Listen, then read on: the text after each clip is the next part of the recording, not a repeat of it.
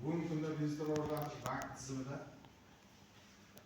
aholining tadbirkorlikni rivojlantirishga ehtiyojmand qatlamiga, kichik biznes subyektlariga, aholining doimiy bank bo'lgan aholining qatlamiga bir qator kredit mahsulotlarimiz mavjud.